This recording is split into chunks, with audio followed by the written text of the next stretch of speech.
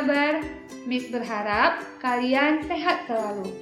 Hari ini kita ketemu kembali dalam pelajaran PKN. Di video sebelumnya, Miss sudah menjelaskan tentang sila pertama Pancasila.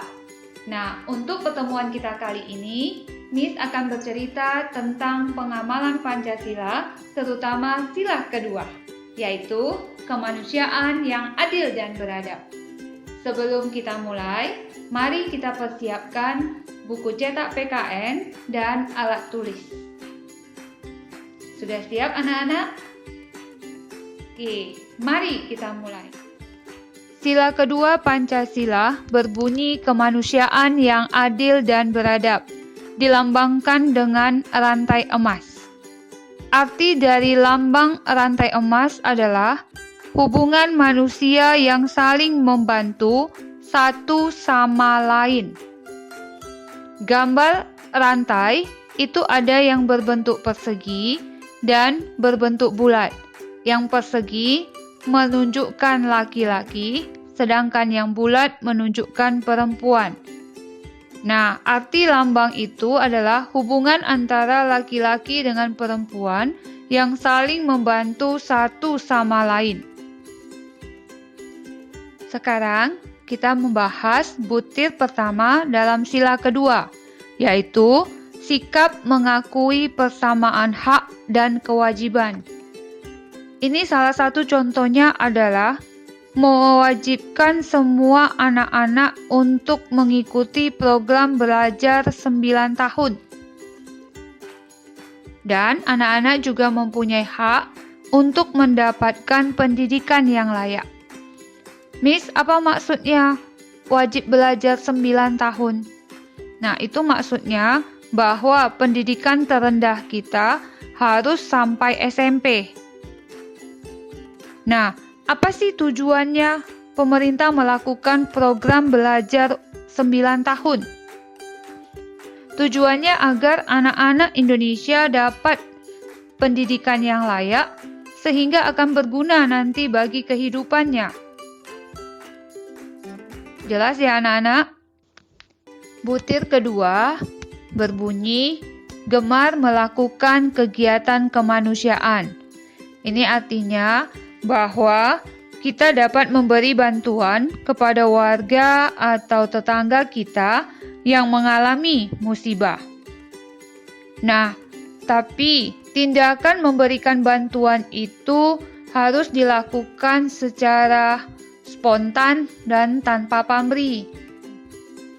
Bantuan apa saja yang dapat kita berikan, yaitu bisa berupa uang atau barang untuk korban bencana alam, pakaian bekas layak pakai, kemudian obat-obatan.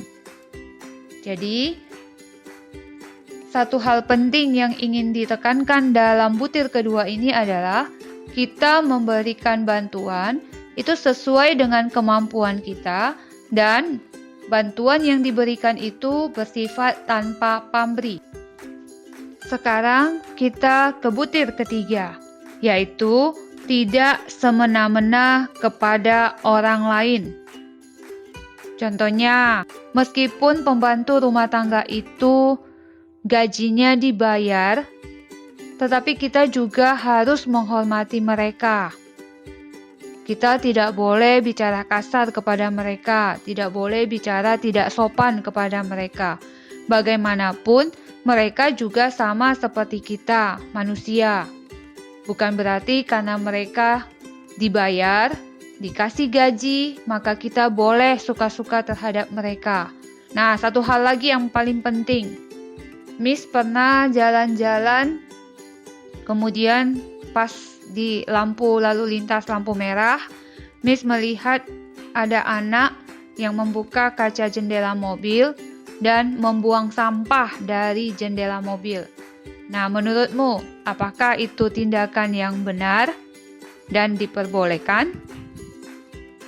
Ya, betul. Itu tindakan yang salah. Kita tidak boleh membuang sampah sembarangan. Jadi buanglah sampah pada tempatnya. Ketika kita masih di dalam mobil, kita simpan dulu sampahnya. Nanti kita sudah sampai di tempat tujuan, baru kita buang sampahnya di tong sampah. Jelas ya anak-anak? Yang terakhir, butir keempat, menjunjung tinggi nilai kemanusiaan. Dalam butir ini, lebih ditekankan kepada memberi bantuan kepada korban bencana alam. Nah, apa saja yang dapat diberikan oleh para relawan yang datang dari daerah-daerah lain ke daerah yang terkena bencana? Mereka mendirikan tenda-tenda darurat, dapur umum, dan tempat pengobatan. Nah, Miss sudah selesai membahas tentang sila kedua Pancasila. Kamu dapat membaca buku cetak dari halaman 8 sampai halaman 12. Sekarang, Miss mau menjelaskan tentang tugas yang akan wajib kamu kumpul. Buka buku halaman 9. Perhatikan tabel yang ada di halaman 9. Khususnya nomor 4. Miss jelaskan dulu ya. Tulislah juga beberapa kewajiban yang harus dilakukan oleh semua orang di tempat tersebut. Ada 2 tempat pilihan yang dapat kamu pilih. Yang pertama, rumah ibadah. Yang kedua, sekolah. Jadi, kamu menuliskan hak dan kewajiban di tempat ibadah atau hak dan kewajiban di sekolah. Contoh yang kamu berikan dari nomor 1 sampai dengan 5. Jelas ya anak-anak? Sekarang, perhatikan soal nomor 6. Tulislah manfaat adanya persamaan hak dan kewajiban tersebut. Yang dimaksud di sini adalah apakah manfaat atau kegunaan yang dapat kita ambil dengan adanya persamaan dan kewajiban tersebut. Jelas ya anak-anak? Nah, tugas ini kamu kerjakan di buku latihan PKN dan wajib dikumpulkan pada tanggal 3 Agustus 2020 melalui online ke guru bidang studi masing-masing. Tetap di Telegram ya.